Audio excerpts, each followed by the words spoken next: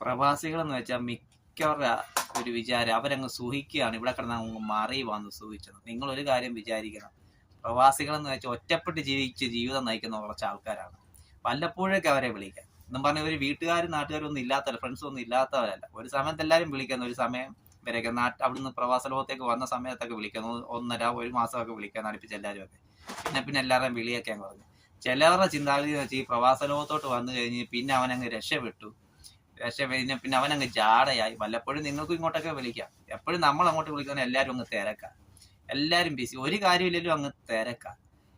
അതുകൊണ്ട് അവരെ ഒറ്റപ്പെടുത്താതിരിക്കുക. വല്ലപ്പോഴും ഒക്കെ സമയം കിട്ടുമ്പോൾ അവരെ വിളിക്കാതിരിക്കരുത്, വിളിക്കുക. വല്ലപ്പോഴും മാസത്തിൽ 1-2 വട്ടമൊക്കെ വിളിക്കുക.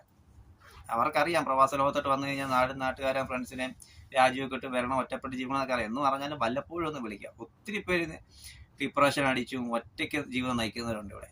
വല്ലപ്പോഴും ഒക്കെ വിളിച്ചൊന്ന് സംസാരിക്കുക, അവർക്കൊരു സമാധാനം കിട്ടുന്നത് അത്ര ആയിക്കോട്ടെ. അവരെ ഇങ്ങനെ അങ്ങ് ഒറ്റപ്പെടുത്തില്ല. പ്രവാസ ലോകത്തൊരു ജോലിക്ക് വന്നെന്ന് പറഞ്ഞ് ചുരുക്കം ചില ആൾക്കാരുടെ കാര്യമാണ്, എല്ലാവരും ഇല്ല, ചുരുക്കം ചില ആൾക്കാരുടെ കാര്യം. അതുകൊണ്ട് അവരെ വല്ലപ്പോഴും സമയം കിട്ടുമ്പോൾ ഒരു നേരം വിളിച്ചത്, മാസത്തിൽ ഒരു നേരം വിളിച്ചാൽ അവർക്ക് സന്തോഷമായിക്കോട്ടെ. വിളിക്കാതിരിക്കല്, വല്ലപ്പോഴൊക്കെ ഒന്ന് വിളിച്ച് കാര്യങ്ങളൊക്കെ ഒന്ന് തിരക്കുക. അല്ലാതെ ശമ്പളം കിട്ടുമ്പോൾ മാത്രം വിളിക്കാതിരിക്കരുത്. ശമ്പളം കിട്ടുന്ന സമയത്ത് മാത്രം കടം ചോദിക്കാൻ വല്ലപ്പോഴും ഒന്ന് വിളിച്ച് തിരക്കുക.